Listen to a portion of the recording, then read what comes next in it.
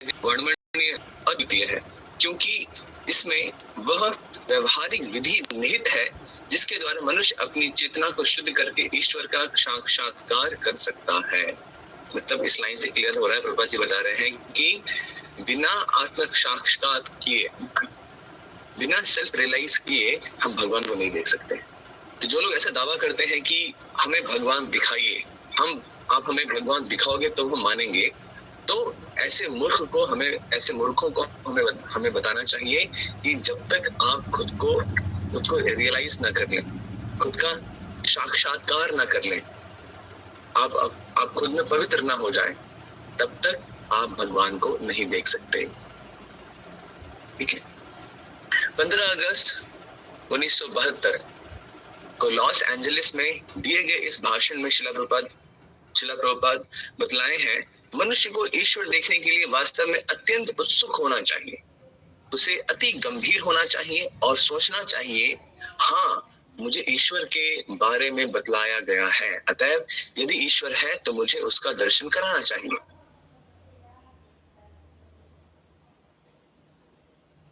ज्ञान तथा वैराग्य से युक्त सच्चा जिज्ञासु या मुनि वैदिक वाणे अर्थात वेदांता श्रुति से सुनी हुई विधि से सेवा करके पर ब्रह्म की अनुभूति प्राप्त करता है। भगवद श्रीमद् भागवतम के पहले स्कंद के दूसरे अध्याय के 12वें श्लोक में इसका वर्णन आता है। कभी कभी लोग मुझसे पूछते हैं, क्या आपने ईश्वर को देखा है, या क्या मुझे ईश्वर दिखला सकते हैं? कभी कभी हमें ऐसे प्रश्नों का सामना करना पड़ता है, अतएव हमारा उत्तर है हाँ, मैं ईश्वर को देख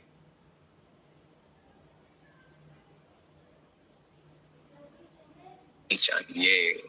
मान लीजिए कि आपकी मोटर कार बिगड़ गई है और वह नहीं चलती, इसे हर व्यक्ति देखता है, किंतु मिस्त्री इसे भिन्न रूप से देखता है।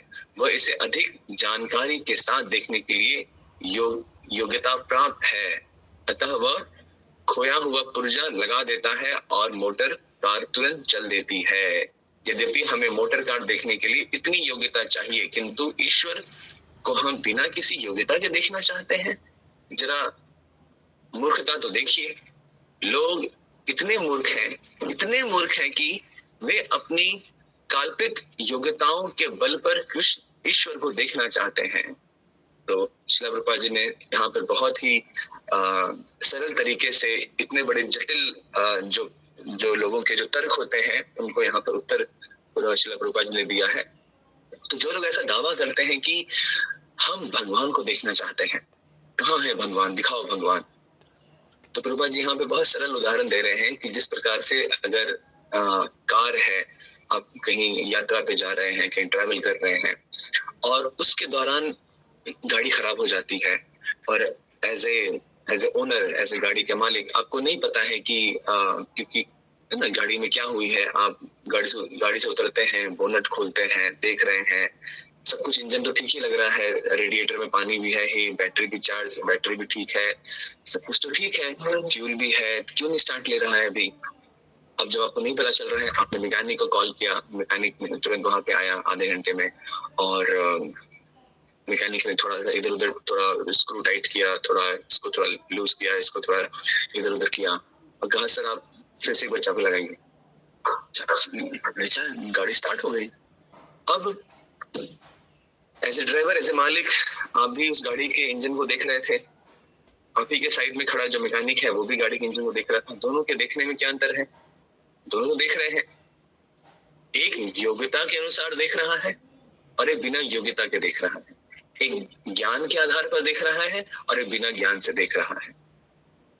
तो देखना ही पर्याप्त नहीं है, और एक तो बात है कि देखना पर्याप्त नहीं है, आप देख रहे हैं तो आपको सब कुछ पता चल जाए ऐसा जरूरी नहीं है, पहला पॉइंट। दूसरा पॉइंट कि अगर आप देखने के इस गुण को इतना आप अहमियत दे रहे हैं, तो श्रील प्रभुपाद जी बताते हैं आपको इतना अहंकार क्यों है आपके देखने के गुण पर?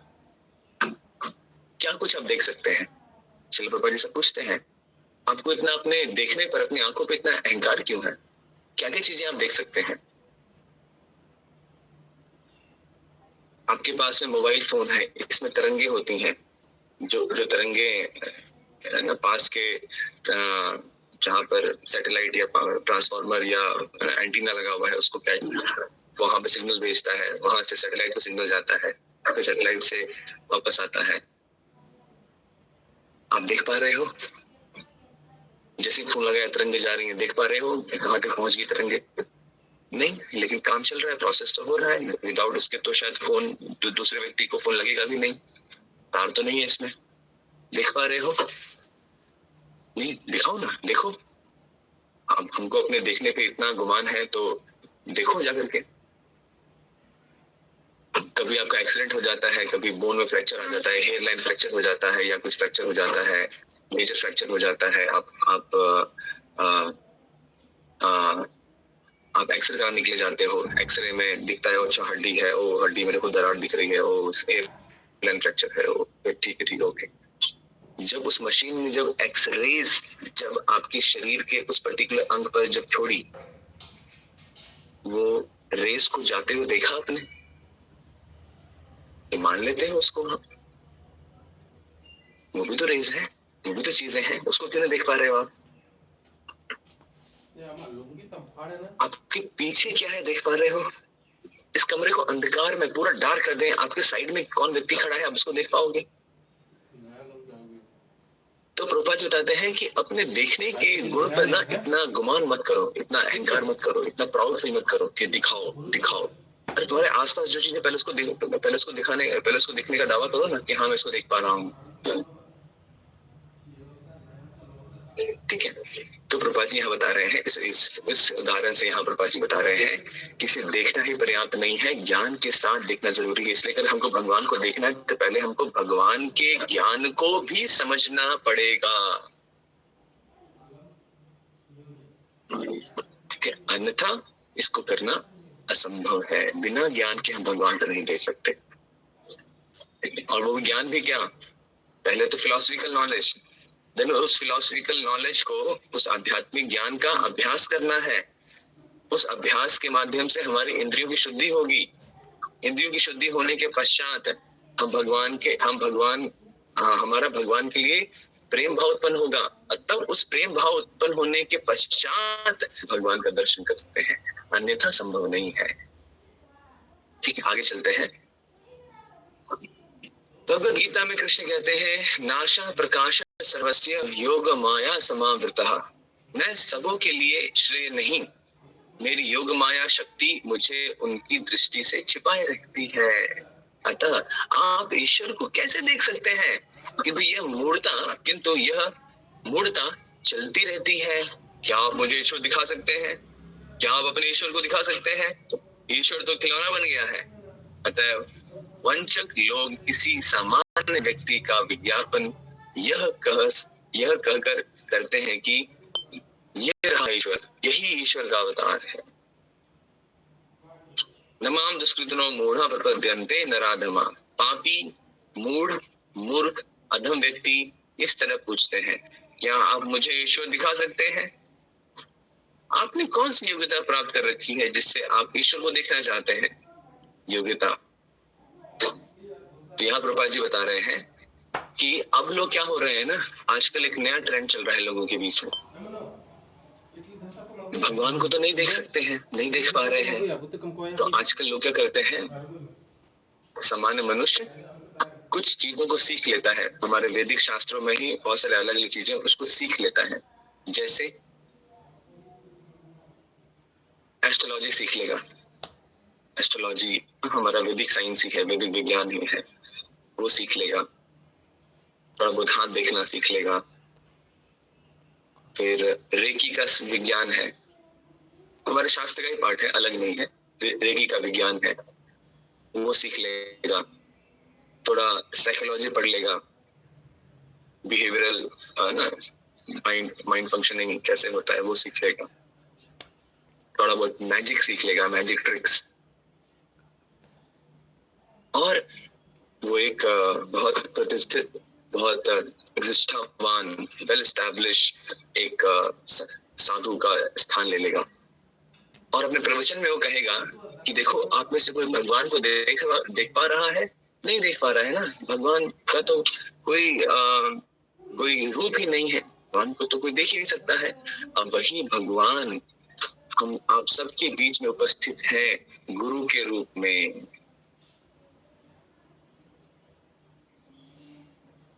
गुरु ब्रह्मा गुरु विष्णु गुरु देवो मनु की आप भगवान रूप में उसी गुरु की पूजा कीजिए। तो वही गुरु जन्माष्टमी में कृष्ण का रूप लेकर के अपने भक्तों के बीच में आएंगे, कृष्ण का पगड़ी पहनेंगे, मोर पंख लगाएंगे और बांसुरी पकड़ के वही गुरु कृष्ण का गेटअप लेके आएंगे, बोलेंगे मैं ही कृष्ण हूँ। जब रामनवमी होगी तो राम जी का गेटअप लेकर के आएंगे, तीर धनुष लेकर के। और लोग जो बेचारे भोले भाले लोग हैं वो उनको भगवान मान करके उनकी पूजा करेंगे। अब बोलेंगे भगवान को तो किसी ने नहीं देखा है, गुरु को हम सब देख रहे हैं, तो गुरु ही हमारे भगवान। लेकिन अब उन गुरु के बारे में क्या बताएं? जो गुरु, अगर जिस गुरु ने शास्त्र ही नहीं पढ़े हैं, शास्त्र के अलावा उसने सब कुछ पढ़ा है, शास्त्र के अलावा उसने एस्ट्रोलॉजी पढ़ लिया, शास्त्र के अलावा उन्होंने रेकी का साइंस पढ़ लिया, शास्त्र के अलावा उन्होंने है ना पाम रीडिंग सब कुछ करना, सब कुछ सीख लिया, थोड़ा जादू करना सीख लिया। शास्त्र के अलावा उन्होंने कैसे प्रवचन देना है, कैसे वॉइस मॉड्यूलेशन करना है, कैसे कथा देना है, उसका भी ट्रेनिंग ले लिया है। ये सब कुछ ले लिया, लेकिन शास्त्र का अध्ययन यथारूप से नहीं किया है एक प्रमाणिक गुरु के आश्रय में रह करके। तो क्या होगा, उसको पता ही नहीं है कि हाँ भगवान ईश्वर आज अपने शारीरिक रूप में आज यहाँ पे अवतरित नहीं है, लेकिन वही भगवान अपने अर्च विग्रह के रूप में मंदिर में अवतरित है। प्राण प्रतिष्ठित किए गए विग्रह से भगवान अपने भक्तों से सेवा स्वीकार करते हैं, और वही भगवान जो गुरुधाम बैठे हैं वो सेवा को भक्तों से प्राप्त करते हैं। ये चीज कैसे पता चलेगा अगर वो गुरु शास्त्र नहीं पढ़ रहे हैं तो? तो इसीलिए आजकल अतएव वांछक लोग इसी सामान्य व्यक्ति की विज्ञापन कर सकते हैं कि यह रहा ईश्वर, गुरु के लिए, ये जो संत के लिए यह रहा ईश्वर, यही ईश्वर का अवतार है ना। तो ऐसे लोगों को भगवत गीता में क्या कहा जा रहा है? पापी, मूढ़, मूर्ख, अधम व्यक्ति। ठीक है, क्या आप पापी मतलब कि जो बहुत पाप करने वाले व्यक्ति हैं, मूर्ख, मूढ़, बेवकूफ लोग, अज्ञानी लोग, और जो धर्म का अनुसरण नहीं करते हैं, अधम, बहुत नीचे गिरे हुए लोग, क्या आप मुझे ईश्वर दिखा सकते हैं? आपने कौन सी योग्यता प्राप्त कर रखी है जिससे आप ईश्वर को देख सकते हैं? श्रील प्रभुपाद जी बहुत सरल सा एक आर्गुमेंट देते हैं, बोलते हैं अरे आप अपने प्रांत के, आप जिस समाज में रहते हैं ना, उस प्रांत के उस लेजिस्लेटिव असेंबली होती है, एमएलए होते हैं, एमपीज होते हैं, मेंबर ऑफ लेजिस्लेटिव असेंबली, है ना, एमएलए, एमपी होते हैं, मेंबर ऑफ पार्लियामेंट, विधायक होते हैं, ये सब अलग अलग पोस्ट हैं। आपको सिर्फ उनसे मिलना हो ना, एमपी साहब थोड़ा आपसे समय चाहिए था, हमारे एरिया में थोड़ा प्रॉब्लम चल रहा है, ड्रेनेज का इशू है, तो आपसे मिलना चाहते हैं। ठीक है, ऐसा करो, मैं तो बिजी हूँ, 3-4 दिन बाद मिलना। 3 दिन बाद फोन किया, फिर से आदमी नहीं मिल रहा है, फिर आपने इसको जैक लगाया, उससे पूछा, उसके पास गए, फिर आपको पता चला कि भाई थोड़ा सा उसको खिलाना पड़ेगा, थोड़ा तब जा करके थोड़ा वो टाइम देगा मिलने के लिए। फिर आपने उसको खिलाया पिलाया थोड़ा सा उसके असिस्टेंट को, देन साहब जी ने समय दिया, जो भी है आगे पीछे सही गलत जो भी मार्ग अपनाया, मतलब बहुत कोशिश की आपने, बहुत प्रयास किया आपने, आसान नहीं था मिलना, है ना। जब तक आप कुछ एफर्ट ना डालें उससे मिलने के लिए, कुछ एक्स्ट्रा कुछ मेहनत ना करें, इधर रिश्वत के रूप में, इधर कुछ जैक लगाना, कुछ है ना पीछे से रिक्वेस्ट करना, जब तक वैसा ना करें तब तक मिलना मुश्किल होता है। प्रभा जी बोलते हैं एक एमपी एमएलए से मिलने के लिए इतना एफर्ट, सीएम से मिलने के लिए कितना एफर्ट डालना पड़ेगा, पीएम से मिलने के लिए कितना एफर्ट डालना पड़ेगा, प्रेसिडेंट से मिलने के लिए कितना एफर्ट डालना पड़ेगा, दूसरे देश के पीएम से मिलने के लिए कितना एफर्ट डालना पड़ेगा। अपने घर मेरे को पुतिन से मिलना है, रशिया का जो प्रेसिडेंट उससे पुतिन से मिलना है, क्या क्या एफर्ट करना होगा। पहले रशिया का वीजा बनाना होगा, पासपोर्ट बनाना होगा, वहां जाने का रीजन बताना होगा, अप्लाई करना होगा, देन वहां जब पहुंचे तो वहां पहुंचने के बाद में आपके पास में स्ट्रॉन्ग वैलिड रीजन होना चाहिए क्यों आप पुतिन से मिलना चाहते हैं। इतना एफर्ट डालना पड़ेगा, बाप रे। तो प्रभुपाद जी बता रहे हैं एक पृथ्वी के एक छोटे से कंट्री के एक president prime minister, MLA, MP और दूसरे मिनिस्टर्स, उनसे मिलने के लिए इतना एफर्ट चाहिए। भगवान को देखने के लिए कोई एफर्ट नहीं चाहिए, कोई एफर्ट नहीं चाहिए भगवान को देखने के लिए।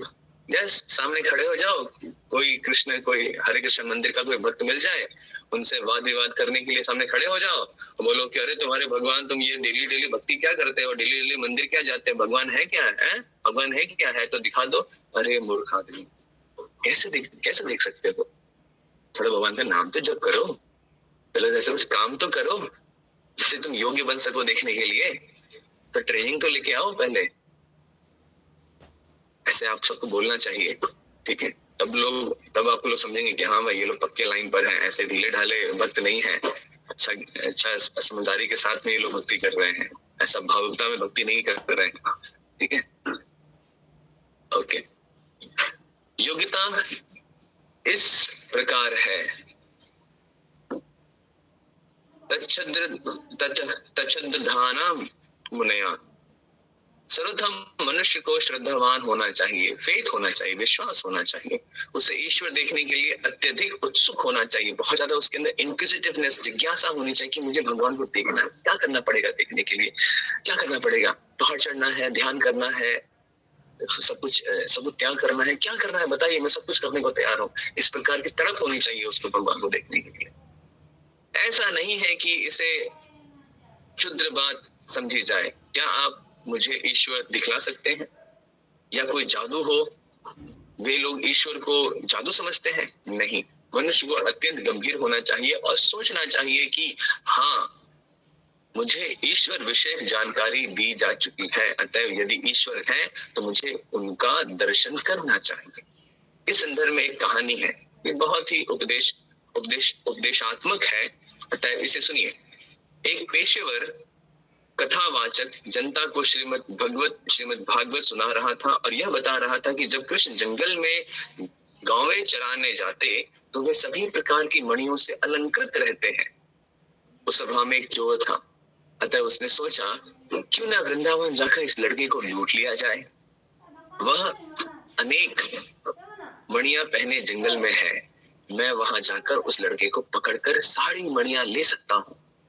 यह उसका मनोभाव था। क्या मनोभाव था? कि उस लड़के से मैं कुछ चुरा लूंगा। अतः वह गंभीर हो गया। उसने सोचा मुझे उस बालक को खोजना चाहिए, तब एक ही रात में मैं लखपति बन जाऊंगा। उस चोर की योग्यता, उसकी यह भावना थी, मुझे कृष्ण को देखना है, मुझे कृष्ण को देखना है। उस चिंता और उत्सुकता ने सचमुच वृंदावन में उसे कृष्ण का दर्शन सुलभ करा दिया। उसने कृष्ण को उसी तरह देखा जैसा उस भागवत वाचक ने वर्णन किया था। तब उस चोर ने कहा, ओ कृष्णा, तुम इतने अच्छे बालक हो। वह उसकी चापलूसी करने लगा। उसने सोचा कि चापलूसी करके वह उसकी सारी मणियां ले लेगा। इसके बाद उसे अपना असली काम बतलाया। क्या मैं तुम्हारे आभूषणों में से कुछ ले सकता हूँ? तुम तो इतने धनी हो। कृष्ण ने कहा, अब वास्तविक कृष्ण वहां पर अवतरित है। नहीं नहीं नहीं, मेरी माता नाराज होगी, मैं इन्हें नहीं दे सकता। कृष्ण बाला की तरह खेल रहे थे, अतः वह चोर उन मणियों को लेने के लिए और भी लालायित हो उठा। किंतु क्योंकि कृष्ण की संगति से वह शुद्ध बनता जा रहा था। अंत में कृष्ण ने कहा, ठीक है, तुम उन्हें ले सकते हो। तब वह चोर तुरंत भक्त बन गया, क्योंकि कृष्ण की संगति से वह पूर्णतः शुद्ध बन चुका था। अतः आप किसी तरह कृष्ण के संसर्ग में आइए, तब आप शुद्ध हो जाएंगे। कहने का मतलब है, ये एक बहुत अच्छा रोचक एक इंसिडेंट हुआ था कि एक भागवत प्रवचन चल रहा था। वहां पर एक व्यक्ति, एक बहुत ही साधारण व्यक्ति, वो भागवत सुन रहा था। तो उसको ऐसा प्रतीत हुआ कि भागवत जो प्रवचन हो रहा है, इसमें जो कृष्ण के बारे में जो बात हो रही है, वो कृष्ण कोई पुराना भगवान कृष्ण कोई वो नहीं है, वो अभी ही है, अभी के ही संदर्भ में बातें हो रही हैं। तो क्यों ना मैं उसको, अब क्योंकि बता रहे हैं कि वो कृष्ण है, वो जंगल में जाता है, वृंदावन के जंगलों में वो घूमता है, गैयों को लेकर के उसकी माँ बहुत अच्छे से श्रृंगार करती है। सोचा कि ये बच्चा है, अभी की बात चल रही है, ये उसको नहीं पता था कि ये भगवान कृष्ण है और आज से 5000 वर्ष पूर्व आए थे, अभी भगवान अपने धाम पे जा चुके हैं। उसको इस बात का ज्ञान नहीं था। उसको लगा कि ये जो चर्चा हो रही है वो अभी किसी बालक के लिए हो रही है। बेचारे नादानी में, मासूमियत में उसको लगा कि ये बातें सही है, तो चलो वृंदावन के जंगलों में है ना, तो चलो वृंदावन के जंगलों में जाते हैं और उस लड़की को खोजते हैं। ऑलरेडी डिस्क्रिप्शन तो मिल ही गया। डिस्क्रिप्शन क्या है? गैया चरा रहा है। और डिस्क्रिप्शन क्या है कि बहुत सारे आभूषण धारण किया हुआ है। तो उसकी यहाँ जो प्रपात बता रहे थे ना कि लालसा होनी चाहिए, इंक्विजिटिव होना चाहिए, तड़प होनी चाहिए, तो उसमें वो तड़प थी मिलने की। एक भावना जो थी ना, वो भावना वो बहुत प्रबल थी। मुझे उस लड़की को जाकर के मिलना है, वो भावना बहुत प्रबल थी। इस भावना के कारण उसको उसी रूप में भगवान ने उसको वहां पर दर्शन दिया। अब भगवान के साथ में वाद विवाद भी कर रहा था। देखो ये तुम्हारे आभूषण बहुत सुंदर हैं, कुछ दे दो ना। कुछ बोले नहीं नहीं नहीं नहीं, मैं नहीं दूंगा। अगर वो तुमको दे दूंगा तो मेरी मैया मुझे डांटेगी, बोलेगी तुम अपना आभूषण कहाँ छोड़ के आ गए। नहीं नहीं नहीं नहीं नहीं नहीं, मैं नहीं दूंगा अपने आभूषण। और उसी वाद विवाद में, उसी बातचीत में धीरे धीरे, क्योंकि भगवान का संग ले रहा है, उसी बातचीत में धीरे धीरे धीरे वो शुद्ध हो गया, पवित्र हो गया, अपने विचार से, अपने कर्मों से, अपने एक्शन से पवित्र हो गया और भगवान का शुद्ध भक्त बन गया।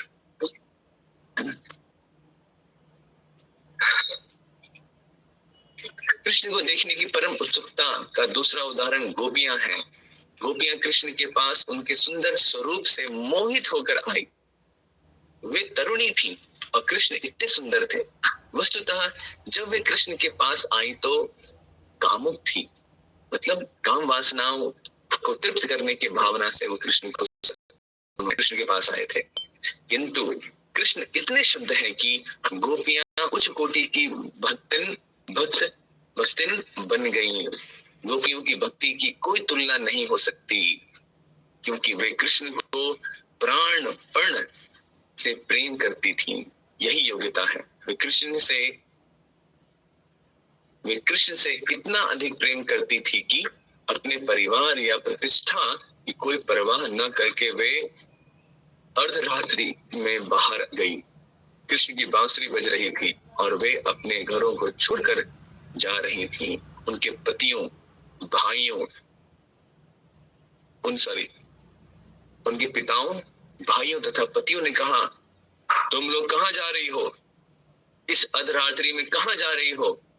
तो गोपियों ने इस पूछने की परवाह नहीं की। उन्होंने अपने बच्चों, अपने परिवार, इन सब की उपेक्षा की। उनकी एकमात्र चिंता थी कि उन्हें कृष्ण के पास जाना है। यानी कि अगर आप किसी भौतिक लालसा से भी, किसी भौतिक काम उत्तेजना से भी अगर आप कृष्ण के पास, अगर आप कृष्ण को अगर आप अप्रोच कर रहे हैं, तो वो भावना भी भगवान कृष्ण शुद्ध कर देंगे। जैसे मंदिर में भी जब बहुत सारे परिवार जब जुड़ते हैं, तो जब शुरुआत में जब जुड़ते हैं तो शुरुआती समय में ही उनके मन में भगवान के लिए शुद्ध भक्ति का भाव नहीं होता, या जेन्युइन सेवा का भाव नहीं होता है।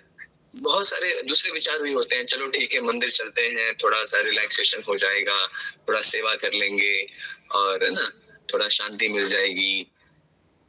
एक ये विचारधारा। दूसरा विचारधारा, चलो मंदिर चलते हैं, थोड़ा दर्शन भी हो जाएगा और दूसरे सारे हमारे दूसरे जो लोग हैं उनसे तो बातचीत भी हो जाएगी, तो कुछ अपना काम का लेन देन भी कर लेंगे। ऐसे भी लोग होते हैं जो कि सिर्फ कुछ बिजनेस अपॉर्चुनिटी खोजते हैं भक्तों के बीच में। या कुछ लोग होते हैं, अरे चलो भाई थोड़ा सा मेरा भी नाम हो जाएगा, मैं भी बताऊंगा देखो मैं कितना अच्छा भक्त हूँ, मैं कितना सेवा करता हूँ, थोड़ा यश होगा, मेरा फेम होगा। तो ऐसे ऐसे भौतिक इच्छा को लेकर के वो मंदिर आते हैं। लेकिन क्योंकि जब उनको जो सेवा दी गई है वो सेवा बहुत सिंसियरली करते हैं, तो वो सेवा से ही धीरे धीरे धीरे धीरे उनकी वो भावना, वो इच्छा, वो काम शुद्ध हो जाता है, छूट जाता है वो चीज। ऐसे बहुत सारे परिवार हैं मंदिर से जुड़े हुए, जो कि पहले जब आते थे तो बहुत सारे उनके भौतिक अभिलाषाएं, इच्छाएं, कामनाएं होती थी मन में। आज बहुत शांत हो गए हैं, उतना दिखावे दिखावे, क्योंकि हम उनको देख पा रहे हैं। आप भले ही ये चीज नहीं अनुभव कर सकते हैं, लेकिन क्योंकि हम उनको बिगनिंग से देखे हैं उनको हम मंदिर में, तो हम आकलन कर सकते हैं कि पहले वो किस तरह के, उनका बॉडी लैंग्वेज किस तरह का था, दृष्टिकोण किस तरह का था, और आज उनका दृष्टिकोण इस प्रकार रास्ते को बचा रहे हैं।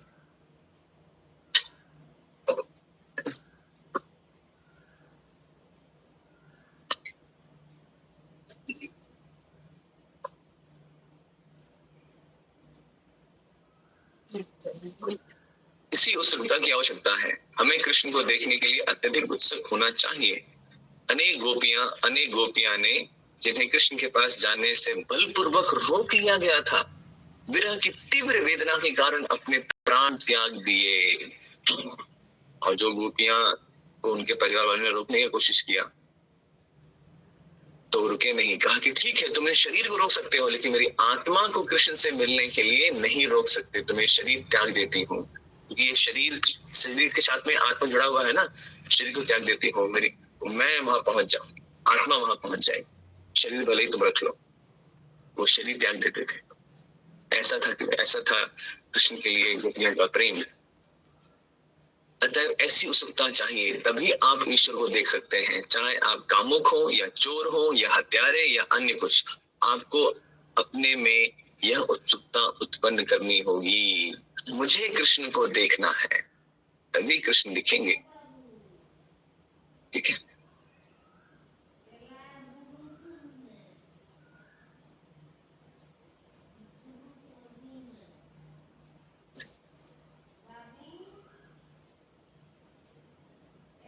ओके, हम यहाँ पर विराम देते हैं। इन्हें कुछ प्रश्न है तो प्रश्न पूछ सकते हैं। एक मिनट, सबको अनम्यूट का ऑप्शन दे देता हूँ।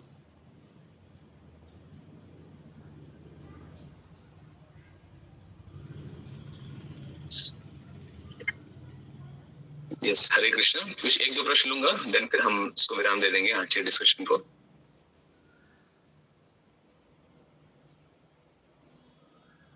ओके, लगता है कोई क्वेश्चन नहीं है। चलिए, ग्रंथराज श्रीमद् भगवद गीता विश्व गुरु शिला प्रभुपाद